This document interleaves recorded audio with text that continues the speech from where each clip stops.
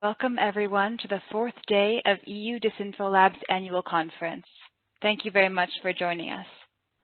At this week-long event, we are inviting stakeholders from across the disinformation ecosystem to discuss the challenges of this phenomenon and responses to it. This year, we've been joined by open source investigators, regulatory experts, human rights defenders, members of the European Commission, as well as by a neuroscientist and a fake news strategist. In past years, we've invited these stakeholders here to Brussels to exchange together in person, to share ideas, to reinforce trust, and to strengthen this community. This year, of course, meeting in person just wasn't possible. We're very grateful that many of our presenters have been able to join us nonetheless, virtually. For our next panelists, this has actually meant waking up at 5 a.m. to join us here from the western end of the United States. Thanks also to many of our audience members who are joining in from very distant time zones. Thank you very much for joining us. The coronavirus doesn't just mean more online events like this. For many of us in the disinformation space, the pandemic has altered and amplified the problems that we face. As the Director General of the World Health Organization announced in March, we are not just dealing with an epidemic, but with an infodemic. The spread of false, misleading, and incomplete information has harmed public health response, sowed distrust, and created new areas for abuse. But the virus has also changed the way that we respond to dis and misinformation, and today's sessions will highlight these developments. For today's session, I'm very happy to be joined by Clément Wolf, Global Public Policy Lead Information Integrity at Google, and by David Agranovich, Global Threat Disruption Lead at Facebook. Nick Pickles, the Global Head of Policy Strategy and Development at Twitter, was unfortunately unable to join us as planned due to last-minute circumstances. I will now introduce our two panelists. Clément leads Google's public policy work on mis and disinformation. In that capacity, he advises Google and YouTube's teams on relevant products, policies, and initiatives, and engages with subject matter experts in academia and civil society around the world. Previously, Clément was a public policy advisor to the Google search and news teams. Clément earned a bachelor's degree in law from University Paris I, Panthéon-Sorbonne, a master's degree in international affairs with an emphasis on security from Sciences Po Paris, and a master's degree in management from ESSEC Business School. From Facebook, David Agranovich is Facebook's Global Threat Disruption Lead. He coordinates the identification and disruption of influence operation networks across the Facebook family of apps and develops policies to deter misuse of the platform. Prior to joining Facebook, David served as Director for Intelligence at the National Security Council in the White House, where he led the United States government's efforts to address foreign interference in democratic systems and elections. In addition to his time in the White House, he specialized in Russian counterintelligence at the Department of Defense and contributed to the best-selling exposé on Russian government corruption, Putin's kleptocracy. Clément and David, I'll give you each the floor for 13 minutes or so, and then I'll open it up to questions from the audience. A quick reminder to the audience that we are recording this session, so please bear this in mind. My colleague Anna is moderating the chat, so please feel free to exchange with one another, but also to pose your questions for David and Clément by replying to all. So we'll begin first. I'll give Clément the floor to speak about Google's policies. Thank you so much, Clément. You have the virtual floor.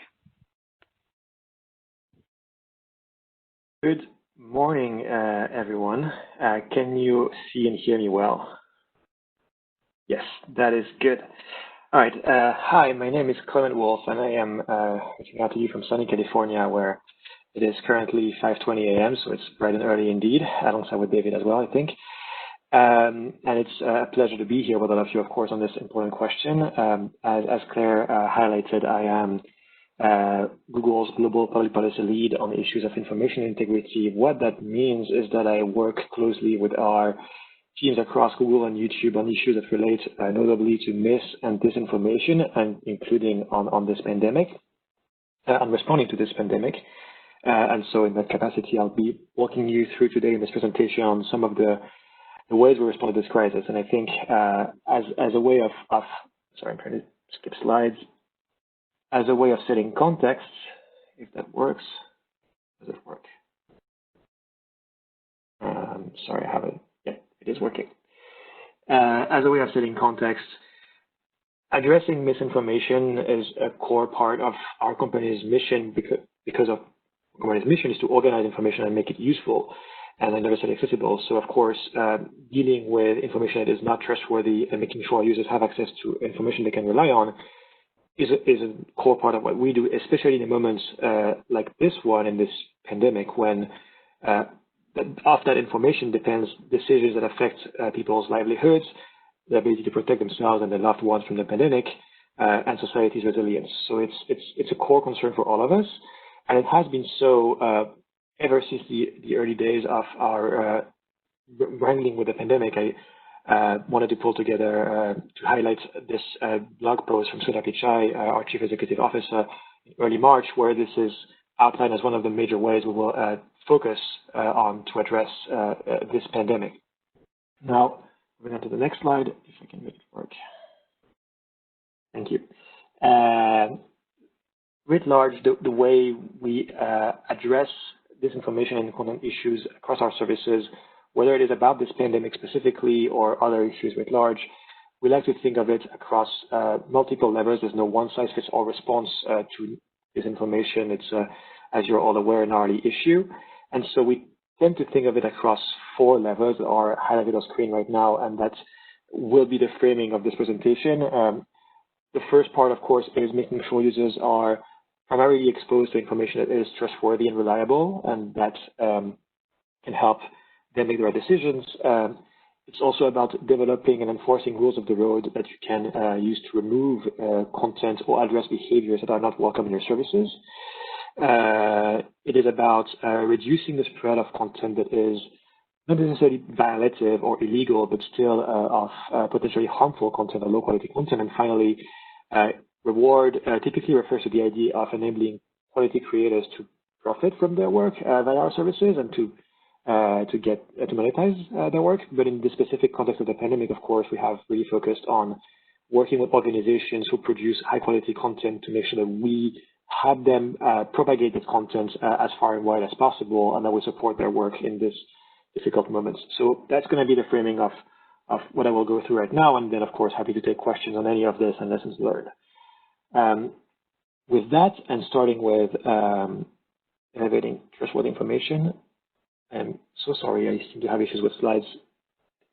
All right. So elevating trustworthy information. The way to think of this is that our ranking systems writ large have been geared for quite some time to try to do 2 things. First, understand when a user's search or intent seems to be related to looking for health-related information. And second, once we have that understanding, want to clear our system that this is the case, and in turn, in response to these searches, elevate information that our systems believe to be authoritative and reliable based on the criteria available to us. Now, the reason why we do this, of course, is because as a company itself is geared towards answering people's information needs, we have long been aware that there are different kinds of searches that you can perform as a user. When you look for surfing pictures, you don't necessarily need to have the Encyclopedia Britannica on top of your search results, but when you look for information about your health or your finances, your civic participation, this sort of sensitive context, you as a user would like information you can rely on. And so that's really what we try to do. I see a question in the chat that I can already address because it turns out that this is part of this slide. You can see it on the right hand. We use, to train these algorithms, these ranking systems, both on Google and YouTube, by the way, we provide search quality rater guidelines to people whose job it is to help us train our ranking systems over time so that they can improve. To give you a sense of the scale of progress here, we roll out more than 3,000 changes to Google Search a year. These search rater quality guidelines are publicly available online, and they go into things like how we think of authority, what the sort of contexts are that we're optimizing for in terms of making sure that we provide the most reliable information, and so on and so forth. You should be able to find them if you search for them now, but in case we can't, I will make sure to share the update and the URL with the EU DisinfoLab team so that it's easy for you to find it if you ask them. Next slide, if possible. Thank you.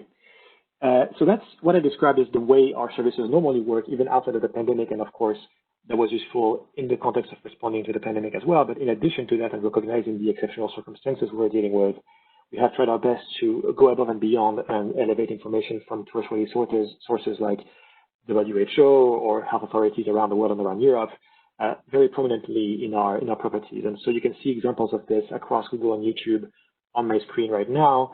On the left-hand side, this is an example of how we try to make sure that the search results page for searches related to the coronavirus prominently featured information from health authorities, as well as data visualization, statistics that might help inform users on the propagation of the pandemic and on the latest states of scientific knowledge, safety tips. On the right-hand side, you see a similar effort on the YouTube side of the house, where we have elevated information panels that prominently direct users to health authorities and their websites or to dedicated experiences on Google search with similar information. I should add that these information panels on YouTube are also visible under each video that discusses the coronavirus pandemic. So you should see them under most of the content that you watch that discusses the pandemic. And the goal here really is to make sure that users are exposed as early and as much as possible to information that is reliable and trustworthy and can help them inform themselves in these difficult moments. Now, moving on to the next slide.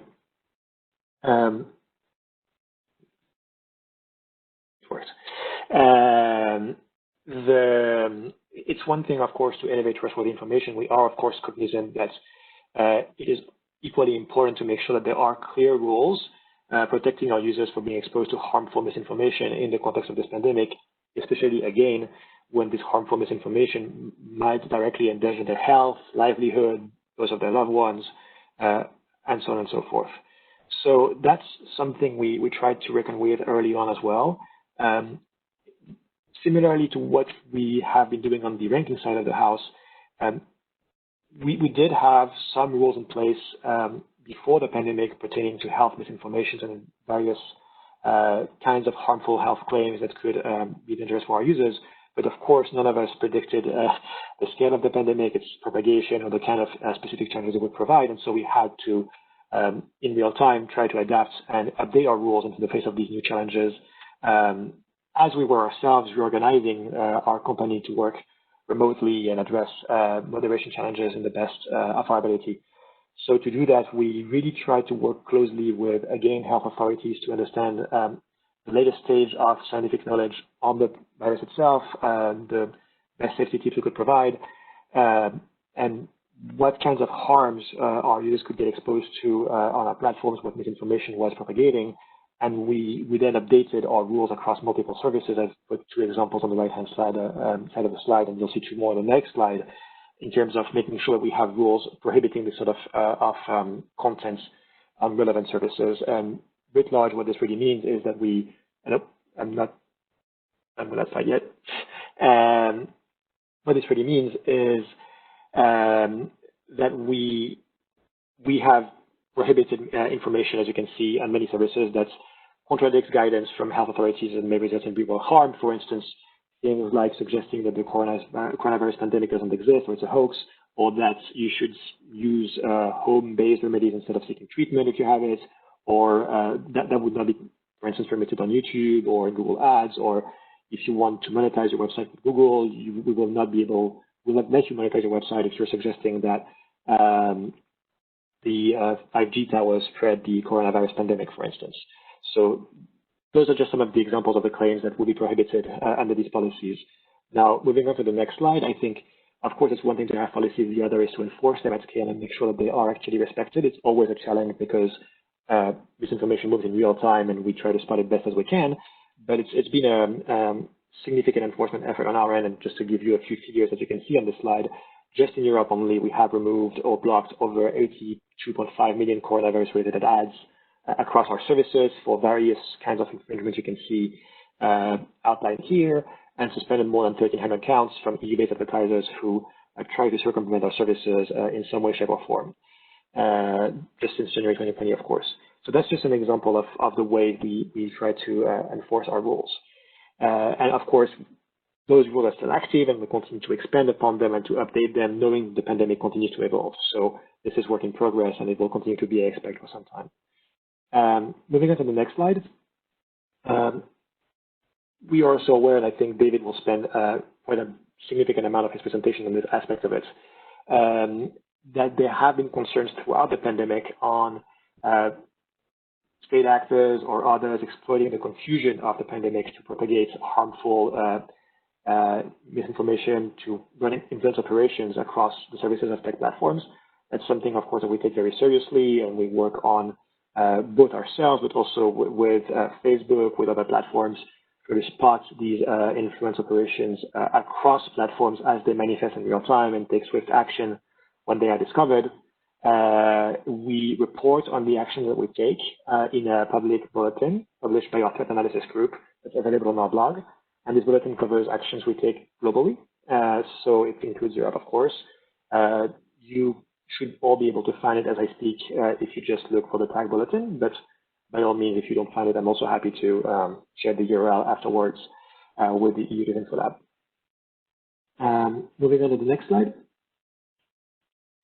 Now, it's one thing to have rules of the road that prohibit content that is harmful misinformation, but obviously there will still be content that doesn't quite meet that standard, but it is still not of the best quality, and that is certainly not the kind of content that is that we should want to elevate and recommend to our users. And so it's been a staple of YouTube's approach to misinformation for about a year and a half now, to try to make sure that our recommendation systems are trained to reduce the spread of borderline content or videos that could potentially misinform users. And so what you see on the right-hand side is the first iteration of this effort in January 2019.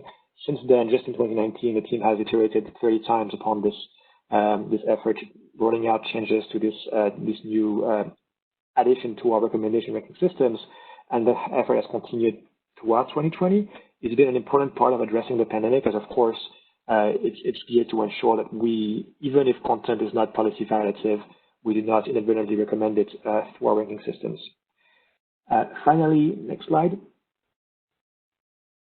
As I mentioned, the last part of our effort has been to elevate, help elevate the work of organizations that are actually on the front line of dealing with coronavirus misinformation and of bringing awareness to users. And so that has involved various kinds of efforts. Here, I wanted to mention the early campaign that we launched alongside with the World Health Organization to elevate 5 safety tips that they recommended around the world in the early stages of the pandemic that you might have seen on the Google homepage, or some of the work that we did to provide free ads credits to nonprofits, governments, health authorities around Europe, which led in total to more than 1 billion clicks more than 1 billion impressions and more than 150 million clicks throughout 2020.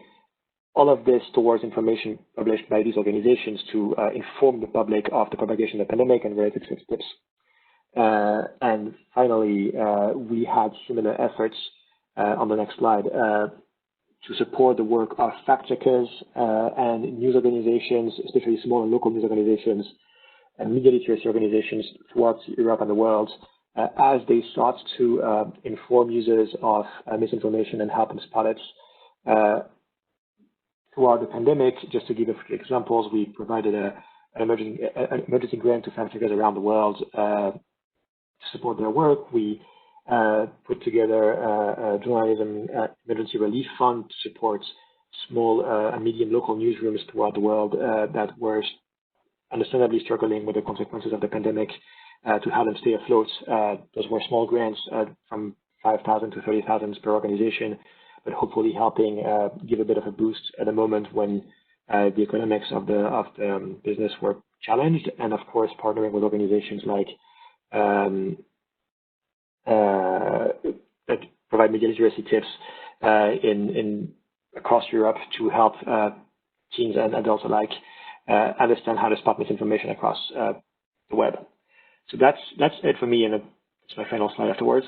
The only thing I want to add is that it's been, of course, a journey to get up to this point, and all of the changes I've mentioned have taken place over the course of months. There have been iterative adjustments. Our job is not done. We were very cognizant that the pandemic continues to be a challenge for all of us, and that none of what we have rolled out is perfect, that there's work to do on all of this, and we'll continue to be committed to getting this right and actually working, and I'm sure with a number of you around the room. So looking forward to discussing this more, and yeah, thank you for your time. Thank you for your time. Thank you so much, Clément. So I think we'll take questions for both afterwards. So now I'll give the floor directly to David. Excellent. Thank you so much, Claire. And as we're waiting for the presentation to come up, I wish I could be joining you all in Brussels as well, but I'm happy that we get the chance to join remotely. So let's just get this one going.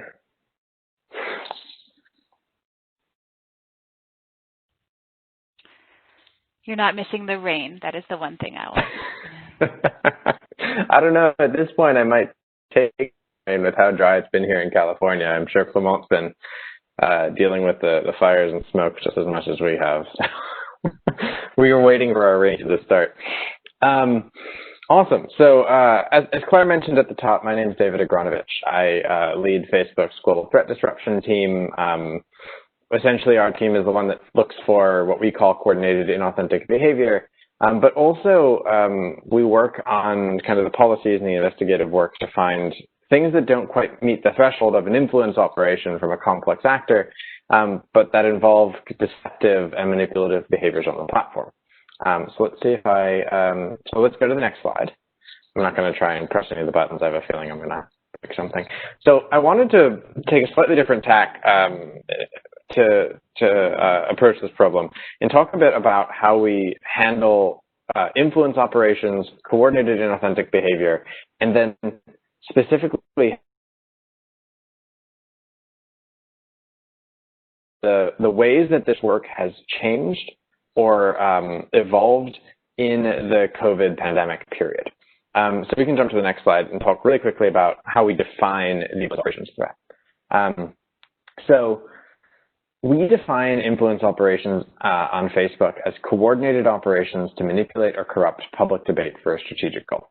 And you can hit the next button 3 times because it's going to put some boxes on the screen. There's 3 important pieces to that definition for us that inform how we approach the problem from a policy perspective. First, influence operations are coordinated. They're not any individual actor, but rather groups of people or groups of accounts working together. Second, that the behaviors they engage in on the platform are designed to manipulate or corrupt public debate. And then third, and I would say is the most difficult for us to ascertain, are the strategic goals of the operations that are active. So on the next slide.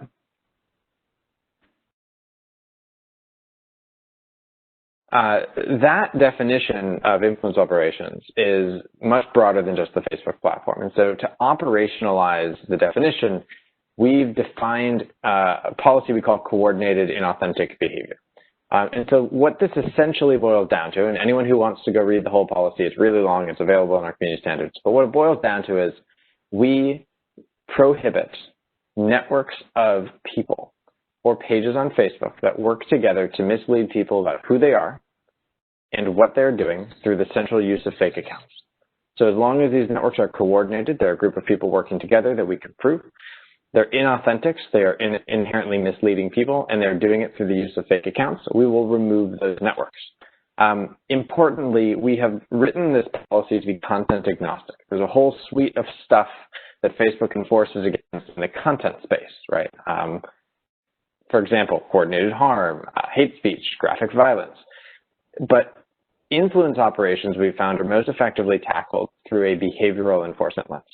And the reason why is oftentimes the content posted by these networks will change over time. I'll get to that a bit when we talk about the COVID-specific disinformation operations. And the networks will very rarely post content that would otherwise violate policies like hate speech. Oftentimes, if it were posted by authentic individuals, it would be otherwise not violating. Next slide.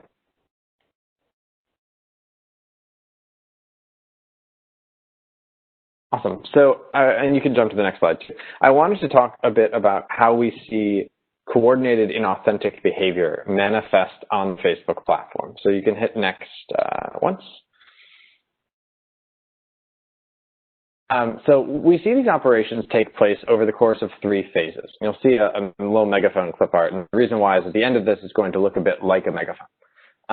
The earliest phase of this operation is what we would call the creation phase. And this is the point at which the operation is creating the assets on platform and off platform that they will use later in the operation. So it's the creation of accounts, it's the creation of pages, it's the creation of off-platform websites.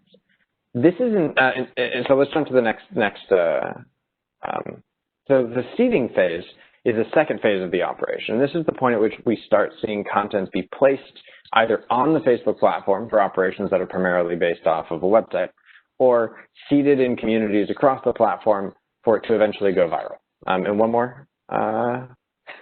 There we go.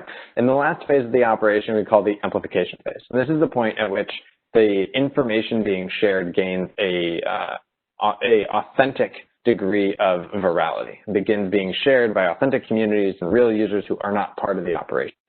Now, what's interesting here is we've seen a trend over the last 3.5, 4 years of work on this space, where very early on, 2016 Russian operations, for example, employed a great degree of fakeness across all 3 of these segments of operation. So there'd be fake accounts created on the platform, fake accounts seeding the information into groups or pages or onto websites, and then the amplification was also primarily done with networks of fake accounts.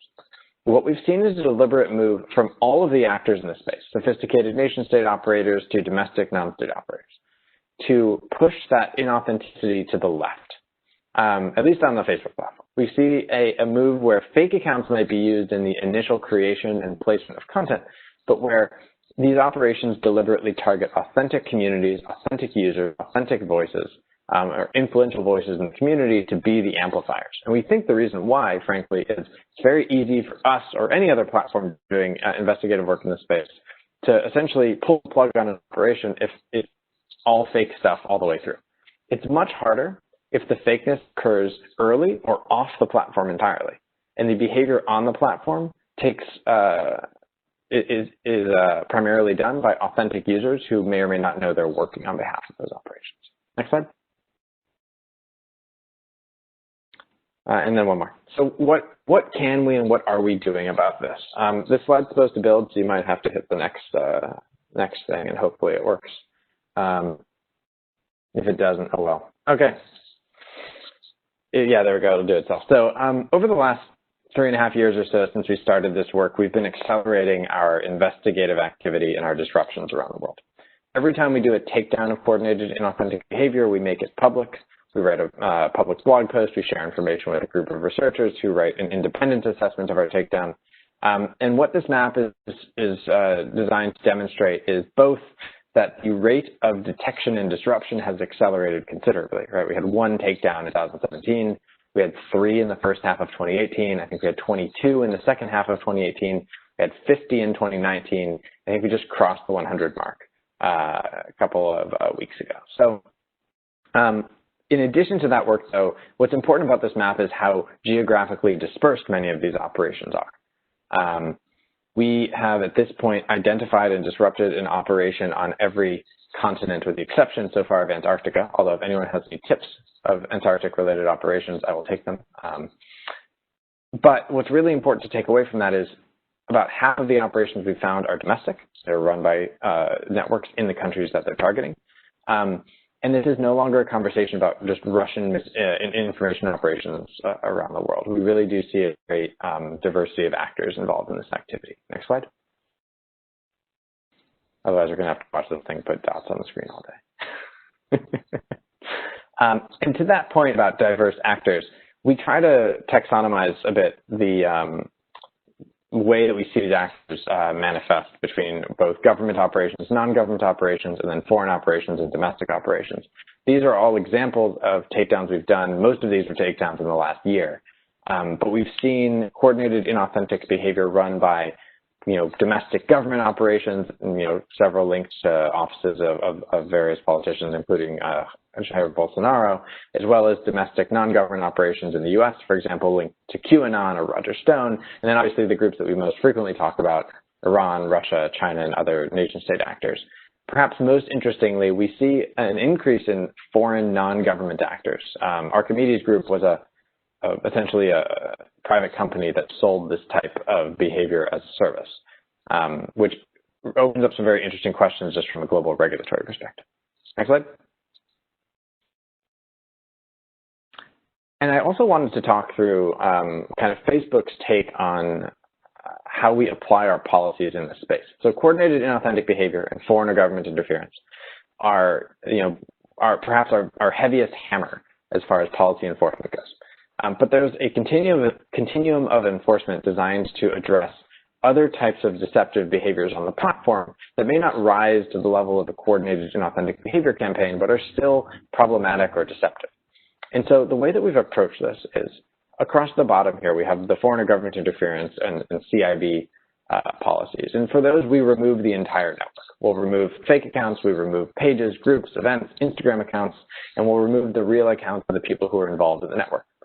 But in cases where we see, for example, efforts to inauthentically amplify content or efforts to inauthentically evade our enforcement techniques, the things that limit what someone can do on the platform, we may apply anything from a removal of a violating asset to soft actions against that asset, like, for example, reducing the visibility of the content on the platform, to a warning to a user to essentially say, look, whatever you're doing right now is getting very close to violating a policy. And the hope there is that we can then change the behavior so that the individual doesn't continue to violate. And then finally, an area where we've been doing a lot more work as of late is around requiring transparency on networks of assets on the platform that might be run by authentic individuals, but where the coordination between those assets is opaque.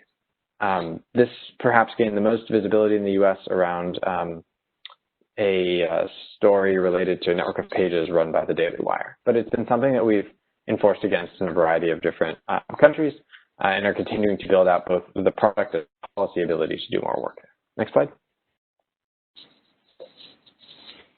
So I only have 2 more slides left, but I wanted to talk more specifically about, what is the strategy here? That it's not just a takedown every couple of weeks and a blog post to make us feel good. And then the slide after this, I'll talk a bit about how this has changed in the COVID environment. So those of you who are students of, broader international relations theory will recognize these headings are designed to allude to basic deterrence theory.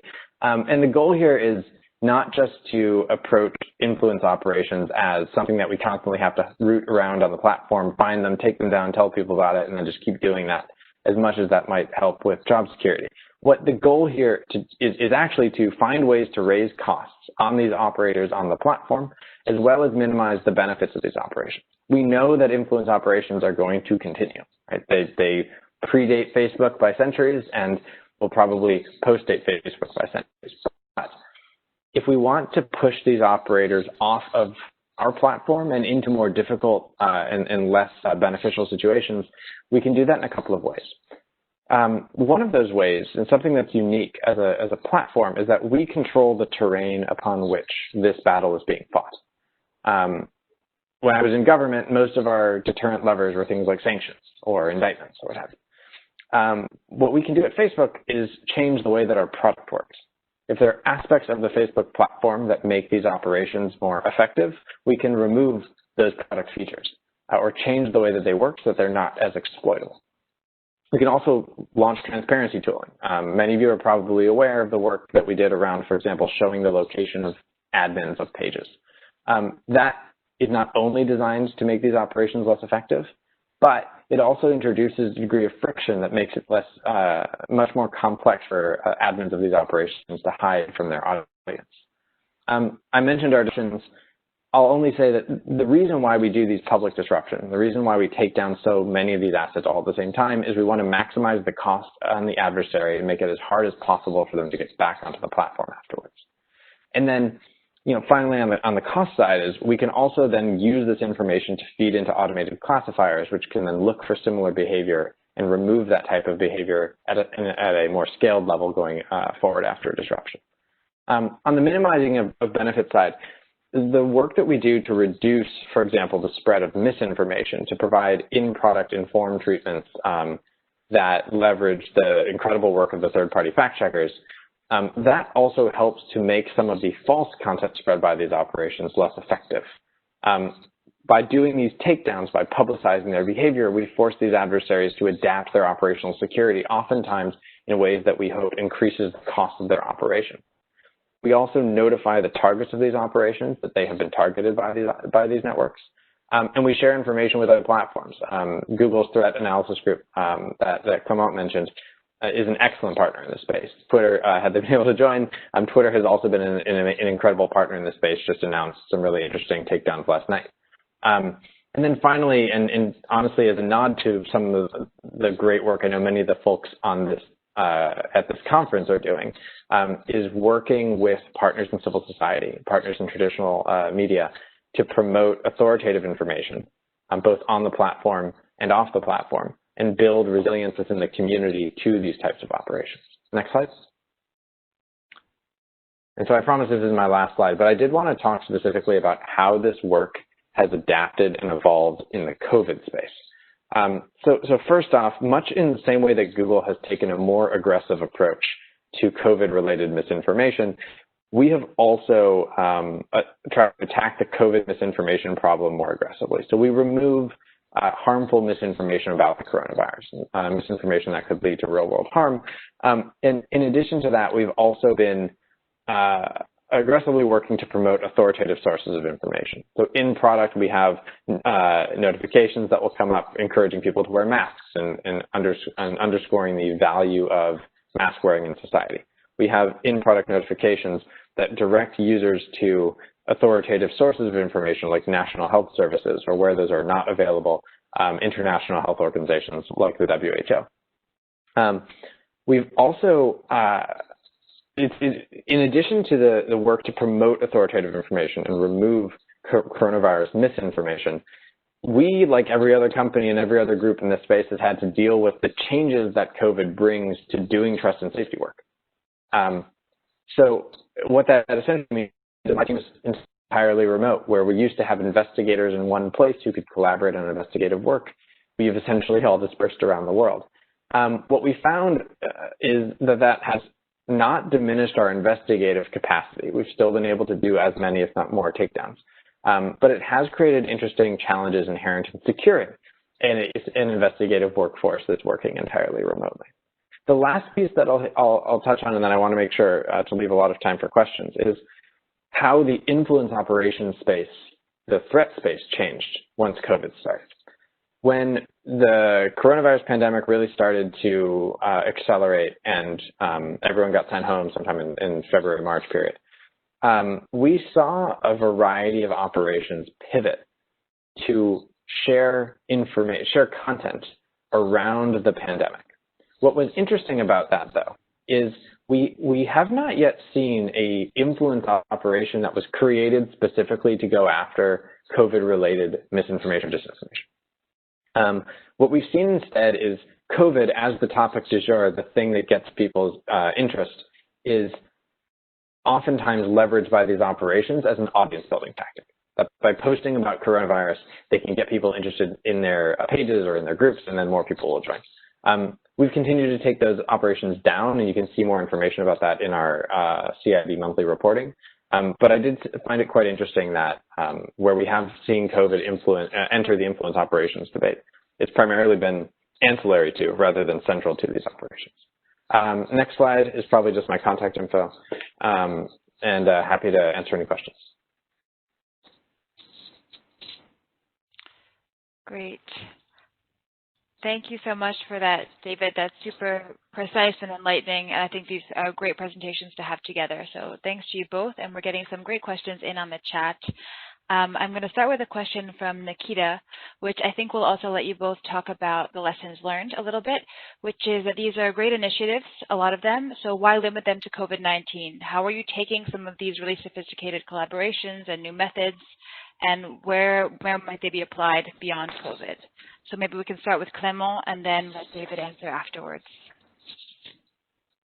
Sure. Happy to start with that. And thank you for the question. It's an important one, and one that we also, I think, collectively keep asking ourselves: what can we learn and what can we port to other use cases? First, I do want to call out that at least on the Google side, but I'm sure for Facebook as well, a lot of what was discussed today is not restricted to COVID. For instance, I mentioned changes to our recommendation systems or to our ranking systems to elevate authoritative information and reduce the spread of harmful misinformation. Those are not specific to the coronavirus. Some of those existed before the pandemic and were emphasized during the pandemic, but certainly apply to other use cases as well. And in fact, and that's one of the lessons learned, a lot of the work that we do via our ranking systems and our policies, we try as much as we can to be future-proof, if you will, and so to not tailor our response to two specific use cases. The pandemic obviously warrants for an ad hoc response given the unprecedented nature of this crisis and its reach, its impact, and therefore it made a lot of sense to have dedicated policies and to try to address the specific event as much as we can. But the reality of playing defense against misinformation and deterrence operations is that there are going to be so many different use cases for this across the world on the platform that the more horizontal, the more non-event or non-issue specific a response can be, the better, because then you get to be more flexible. You don't have to reinvent the wheel every time something new comes up. So that's certainly the intent of what we do. It's not always possible. The coronavirus pandemic is unique in the way it creates harm. It's also unique in the way that it has clear established sources of truth around the world, a very definitive set of recommendations in terms of safety, and so on and so forth. It's not the case, for instance, in other areas where you might find misinformation, such as new and current events. So it's always a bit of a challenge of figuring out what's novel in an issue like this one and needs to have an ad hoc response in light of the seriousness of the crisis, and what is not novel and how you can make sure to reuse what you already have and expand it so that it can work for other issues as well. So it's not a full yes no answer, but I want to make it clear that a lot of what we discussed today is not specific to the coronavirus. Some is, and it's for good reason. We do try to expand whatever we can to other use cases so that it doesn't go to waste, if that makes sense. And just building on Clément's answer, a similar answer on the Google side, Facebook side. A lot of what we've deployed for the coronavirus crisis, we've actually continued to iterate on for other major events. A great example would be, I think something that we learned during the early parts of the coronavirus crisis was that having a central source of authoritative information, like the Coronavirus Information Center that we had built on Facebook, ended up being a really useful and effective way of directing people to a central repository of information collated from authoritative sources. And so we're doing something very similar to see essentially if we can apply the same model in the US elections with the Voting Information Center, where same kind of model. It's a one central repository of information about voting that users can go to get information about how to vote in their state, as well as to debunk some of the common misinformation about voting, especially as you're voting during a pandemic in the U.S. And I think that we'll continue to see, to the degree that that ends up being effective, that type of a model applied elsewhere as we move into different spaces. I do think one of the interesting challenges has been, one of the questions when we announced that we were going to be more aggressively removing coronavirus-related misinformation was, okay, well, why don't you just remove all the misinformation? And what we've generally run into is in a couple of different ways. One, the pandemic does heighten the real-world harm risk of, for example, misinformation about, vaccines being ineffective or masks not working. But at the same time, for health-related misinformation, we've generally found it to be easier to get authoritative sources to provide fact checks on whether or not, for example, masks are effective or whether or not you should wear them, compared to some of the oftentimes more nuanced and challenging claims to fact check in the political space. Our actual policy on the removal of misinformation didn't change much with COVID. It was rather the fact it was much easier to actually get a true false rating on COVID-related misinformation, vice more common political misinformation. Great. Thank you, David. I actually have another question for you specifically. This question is actually from DisinfoLab's Managing Director, Gary Machado. So Gary's asking that we actually have evidence of an operation similar to some of the operations you described that was published, that Facebook revealed, and that was published by European organizations, but that actually didn't lead to any takedown by Facebook until the same operation was taken down by Facebook when U.S. intelligence confirmed the operation. So, and we also noticed actually that the English language part of the operation was taken down, but that the French language operation is still running.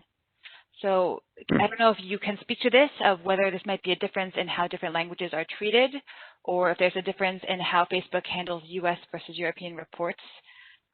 Question to you from you, DisinfoLab. Do you know by chance, Claire or Gary, which operation you might be referring to? Because I could probably get into a lot more detail in that case. Inforos. Oh, Inforos. Excellent.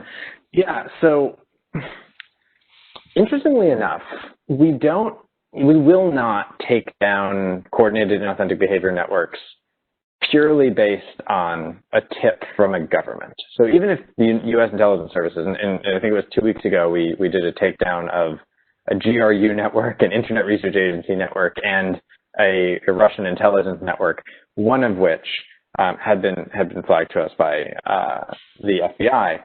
Even if the FBI were to come to us and say, hey, this thing is Russia, we won't just go ahead and take it down because of a tip from U.S. law enforcement, U.S. intelligence, European law enforcement, European intelligence. And it's mainly to ensure that we're not just doing content moderation enforcement actions on behalf of a government without doing our own investigations. What we will do, though, and whether that tip comes from DisinfoLab or from the FBI or from any other civil society organization, is conduct our own investigation to look for evidence of coordination, evidence of inauthenticity, and to the degree that we can, attribution of that network. Inforos was a challenging case in part because so I actually do believe that we began our investigation around the time that operation was flagged to us by your team. It took us some time to establish the facts of the case and the evidence necessary to essentially say that this was in fact CIB, and to understand the boundaries of the network that were engaged in coordinated and authentic behavior. There is, I think, this broader ecosystem around Inforos that may be operating at the behest or as an extension of a state influence campaign, where we would run into challenges on Inforos specifically is there's this core set of behavior that we remove for CIB that is both coordinated and authentic, using fake accounts to mislead users, but oftentimes there's a broader ecosystem of activity that is not actually using fake personas to mislead users, but might be engaging on behalf of the state. So I'd be happy to take some of this back and ensure that we aren't missing something on the French front, because that would concern me. The last thing I'll say is our investigative work is generally not language constrained, primarily because what we're looking for are technical signals that link assets on the platform, so much more like social graph analysis, where language can be useful to understand the context, potentially understand the thrust of an operation. But oftentimes it doesn't limit us to only English language assets. I would also say many of the folks working on the team have one or several of the various languages involved here, including several investigators who do in fact speak French. Great. But thank you for raising it. I'm happy to follow up on it too with your team.